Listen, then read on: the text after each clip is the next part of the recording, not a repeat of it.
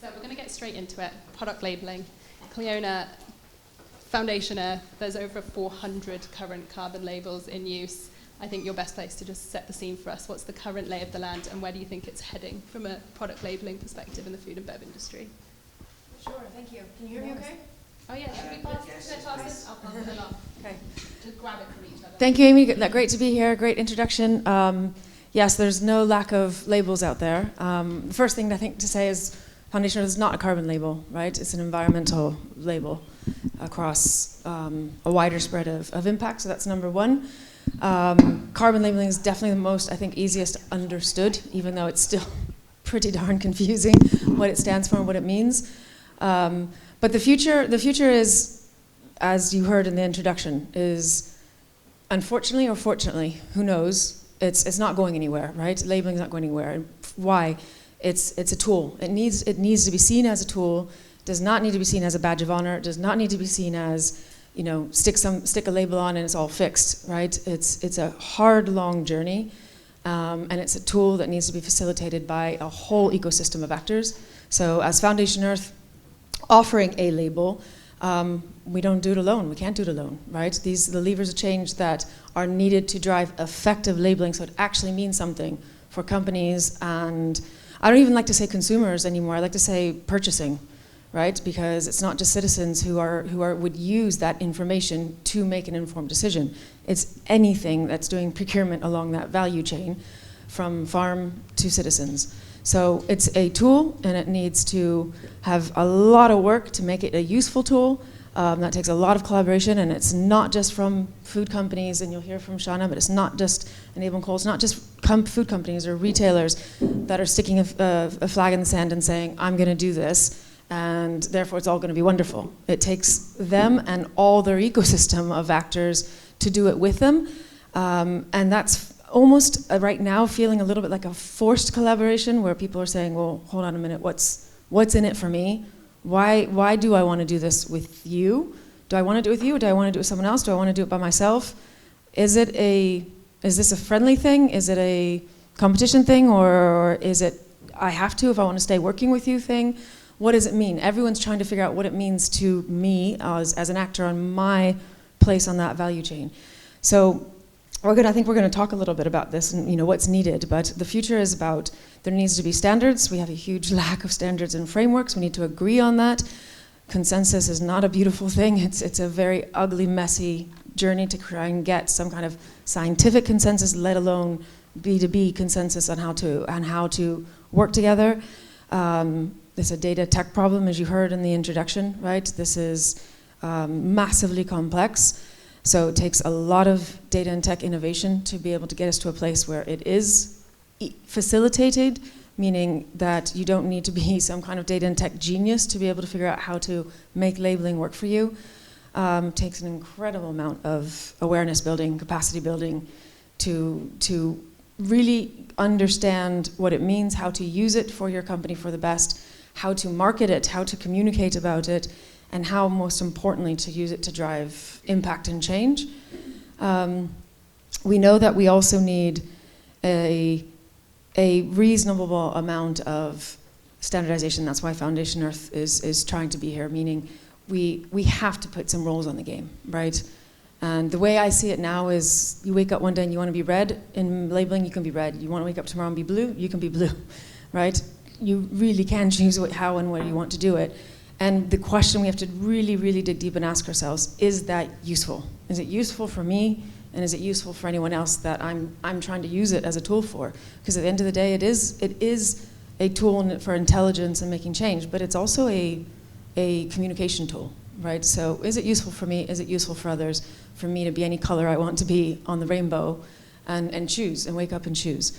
And I think that probably everyone in this room is a science-based thinker, and we know that in every other aspect of our lives, that's not useful to choose what color you want to be, right? There has to be some rules of the game.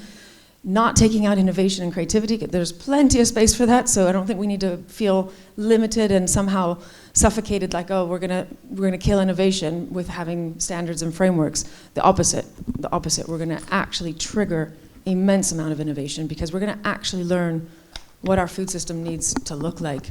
And right now we're facing a tremendous amount of uncertainty. There's, you mentioned in your introduction regenerative agriculture. Do we even know what that means? Have we actually even agreed and defined what regenerative agriculture is as a thing, let alone understood what it needs to be able to feed 10 billion people sustainably, right?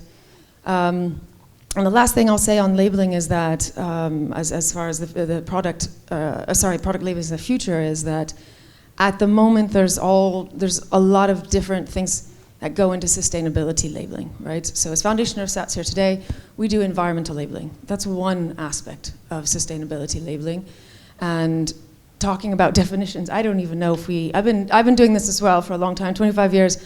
I don't know, as a sustainability professional, if I could effectively define sustainability to a room full of sustainability people. I don't have the confidence that I could do it and you guys would all say, yeah, I agree with you, right? We all have different versions of what sustainability means. So there's a whole host of impacts that you could look at that you think this is better for a sustainable future. And almost certainly we need to figure out how to bring that stuff together in a wider impact, a more holistic framework. About the science of doing that and converging those things is very, very complicated. And right now I think that a lot of us are trying to get a handle on how to do certain things right. If I had to advocate for any one thing, and obviously standing here today as representing Foundation Earth, we would say carbon labeling is not enough, right? That's one thing where I would take a stance, a hard stance, and may have people agree with me or disagree with me, but what we know about environmental impact and planetary boundaries is just looking at carbon is not enough information for us to truly take a step forward on reduction of environmental impact. You can't say, I'm doing carbon labeling and therefore I've reduced environmental impact. It's not that easy, right? The trade-offs are too important, and particularly if we're talking about food, where, right, who wants to eat an orange from water that was contaminated? Oh, we didn't measure that because we were measuring carbon. Doesn't make any sense, right? And that's bad for the environment, but also obviously very bad for your health to be like, oh, I ate this orange, it's got a carbon label, but I'm now toxified because it was contaminated water that grew the orange tree. Doesn't make any sense. So, and again, do I believe it stops at environmental impact just because I'm Foundation Earth? No, I don't. I believe that there is that wider sustainability, but the science behind it needs to be robust, right? And so we have to build that confidence together and work with different actors to be able to get to that point. But I definitely think that regulation is a lever of change, and I think we all know that. But looking at a room full of business people, and I think it's wonderful the way that you curated this room to be here, is because we have to take action now, right? And that's been one of the motives of Foundation Earth from the beginning, is we've got to get, the two companies you're going to hear from today are companies that get out there, try, test, possibly fail, right? But learn and move forward, because we don't have time. We don't have time to wait for policy to get it straight, and we don't have time to sit nervous waiting for it all to be perfect to take action. So, I think that we have to all go into this with our hearts open to knowing that this is a long journey of learning. And I know that's very, very nerve-wracking for companies who are using labels to make claims. And one of the things that we really want to be here as a standard promoting organization is that you don't have to be scared. How can we facilitate? And I wouldn't say, make it all easy, because it's not easy, but look for ways to bring credibility into what's being done. And that's why a level playing field is really, really important, right? Those standard frameworks are saying, whatever you're saying, you don't have to worry about someone attacking you, because the other people are saying the same thing. You're on a clear level playing field, benchmarked framework. So that's really important for what we see as standardization. Thank you. Thanks, Cliona.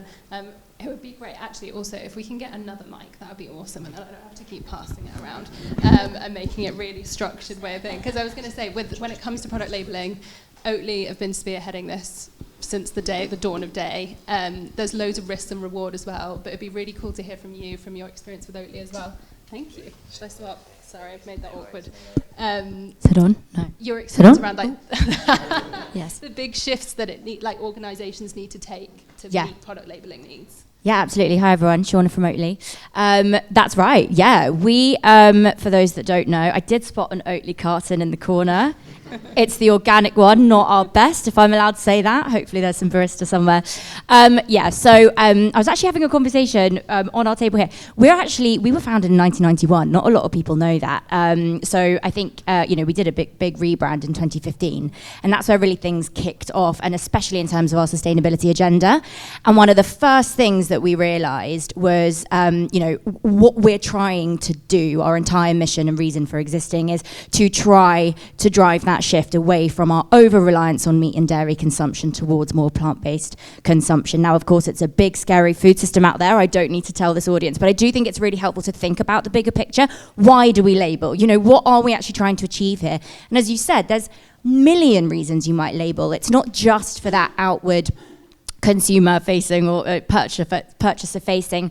It's to hold yourselves accountable. It's to, we've seen in our insights, it's to actually what we get more out of it is not people making different decisions at the grocery store level. It's that improved brand equity. It's that, we talked about trust earlier, that trust in brand. We know, all I'm hearing at the moment is sustainability dead. I mean, people are just not trusting people. So actually labeling, first and foremost, can achieve that.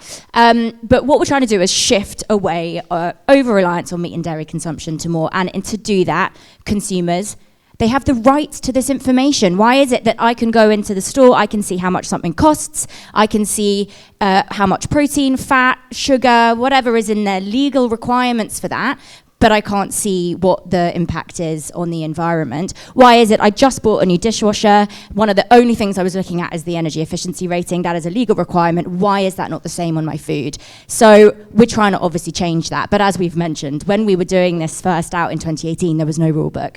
So you've just got to start somewhere, and that's what we did.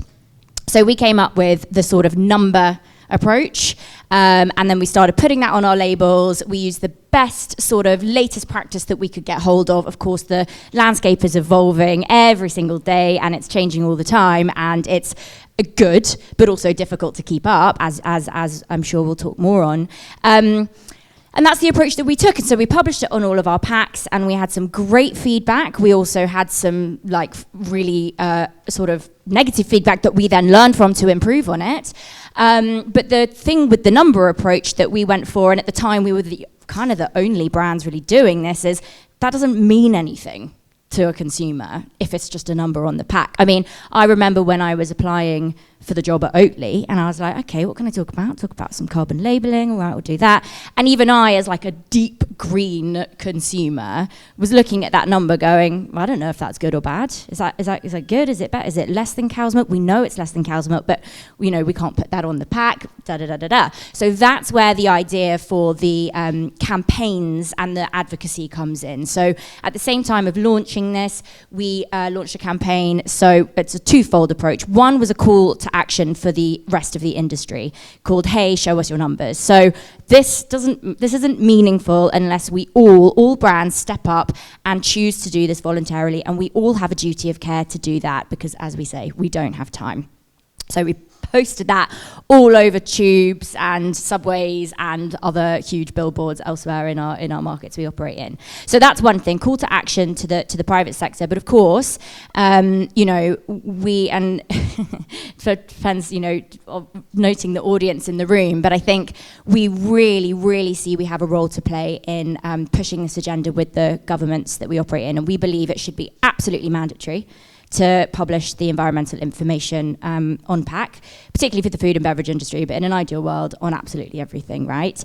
And so at the same time, we launched, depending on where the policy windows were in our different markets, a petition in Germany to the Bundestag, where we got over 50,000 signatures, which got us a seat at the table to get this enshrined into law. That is ongoing. Got something quite exciting coming up in the UK that I can't talk about yet, but watch this space. And so I think business have a really critical role to play, especially when we see that, look, it's not happening. Okay, we can read the headlines. So what is our role in that? And we really believe that we need to step up and make this easy to understand, because let's all agree, it's very technical, it's very complicated. So we need to simplify what it is we're asking for. We need standardisation, because it's no good having an Oatly doing this version, a Nestle doing another version. That's causing more confusion for people, and that's just the opposite of what we're trying to achieve. So I'm going to stop talking now. That's brilliant. We've got loads of questions. We've got time for Q&A as well, although I'm doing a terrible job at keeping an eye on the time. We do have a one. Me too. I didn't even realise it was...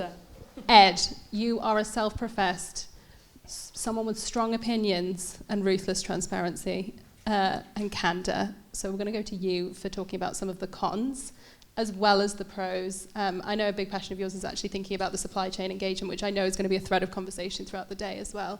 So if we can head to you to just talk us through. Yeah, great. Thanks. Yeah, great to be here. Morning, everyone. So yeah, strong opinions and rugged experience, I think was the phrase. Ruthless candor as well. I think we can add to the third point. Yeah, definitely candor. Yeah, it took me a while to work out whether there was a backhanded compliment in that particular phrase. But so Abel and Cole, we were one of the the OG veg box suppliers, but we've diversified into a whole range of household items, meat, dairy, etc., all with the one common thread that they're supposed to be ethical, sustainable, to the best of our ability to choose. How do we prove that? So in terms of kind of the rugged experience, I thought I'd run through a few of our challenges, bit of the pros and cons that we came out. So the first bit of advice that I would give to anyone who wants to embark on a labelling adventure is to have a really clear idea what you're going into it for. I am referring to notes here. I love it when panellists pretend they haven't been given a heads up on questions before. We have, so I've got my notes here so I don't waffle. So the first one pointed out was consensus is messy. That's my soundbite. Thank you. Taking that one. So what did we go into it? What did Abel and Cole go into it for? So we had rather lofty ambitions. We wanted to show people what this would look like in practice. We want sustainability to become a commercial driver as much as value. Any information you can put on a packet is going to affect ultimately the profit the company makes of it. So it's really important that we get that information that customers are clamouring for. And as Shaunagh pointed out, there's a myriad of reasons that companies would want to embark on this. Is it to make your products look good? Is it to optimise the better ingredients? Is it to start that conversation with your suppliers or even with your customers? Or like I said, to just show people what it would look like in our case. So I'll start with the cons because we're all feeling quite optimistic this morning apparently. So the first mover disadvantage is something that we really need to address here. We were the first. Now if we look at labelling as a means to enable the customer to make a quicker, better buying decision, does that ambition fall short if there's no one else out there with these labels to compare our products to? Now, that actually required a bit of a mental shift in how we were approaching labelling. It wasn't so much to enable that quicker, better decision because we're an online company. We're not on shelves anywhere, so there's an inherent disadvantage there. But we decided that the way we were going to look at labelling was not to show this bean is better than that bean, but to show this is an A+ bean. We have grown this bean in the best way that we possibly could by independently verified, respected third-party standards. So that little mental shift into what we were looking at labelling for was really, really important. The concept worked for us because we've already chosen a lot of these products for their more sustainable, ethical edge, if you like. But that did raise two very important questions. Firstly, did we tell our customers anything new? We've already got a crowd that's quite bought into the organic message. And secondly, until it's mandatory, it's voluntary. And who's going to voluntarily label their products as unsustainable? So that was two challenges that I think the first movers in our case kind of faced. Supplier engagement was, again, it's not mandatory yet, so supplier engagement was a challenge. How do we justify the necessity of this to our suppliers? We can only operate to the values that our customers can afford us to keep. We can only operate to the values that our suppliers are willing to engage with us on. So how do we justify the necessity of this to our suppliers? So firstly, getting ahead of the curve. It will be mandatory. While we allow the free market to make these decisions, it will be mandatory. Customers are clamouring for it too much. For people who aren't necessarily tuned into the organic message, it was really useful for us to show in another way. These products, don't just take our word for it. Don't just take the Store Association's word for it. Take independent verification's word for it.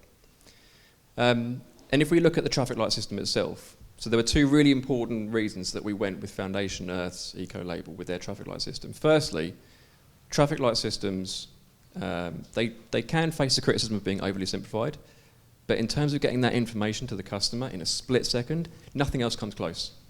When you look at their efficacy in the salt, fat, sugar labelling, I think we saw like a 1.5% decrease in obesity levels in the UK, directly attributed to that campaign. It was enormously successful. We haven't had a positive health intervention like it, not in recent memory anyway. And secondly, as Cliona pointed out, we cannot focus just on carbon. So it's really important that, particularly from an organic angle, which often gets the land use accusation fired at it, it's really important that we show people that it is about water usage, pollution potential, biodiversity, much as we're kind of on the beginning of that road. It's not just about carbon. So hopefully I've illustrated a little bit there about our labelling adventure. Thanks, Ed. Thank you so much. We're really behind time, so I'm going to go to the audience for a couple of questions, if anyone's got anything. Also, just to set you up, so the working groups are going to be covering, I don't know if the questions are up there, but we've got the working groups, and I think they're on your agenda, but looking around how are you approaching product labelling as an organisation? What are the limitations you've encountered, and what have you learned along the way? So if there's any questions you want to dig into of what Cliona, Shaunagh, or Ed have just said, feel free. Or forever hold your peace. Come on. Yeah? I don't think there's a microphone. There we go. Thank you very much. Thanks. Thank you very much to all the panelists. A really interesting discussion. Maybe a slightly devil's advocate question, but I think, Ed, you raised a very good point that right now this kind of product labeling is not mandatory, and if your current set of products is not sustainable, you're not going to volunteer to put a label on it.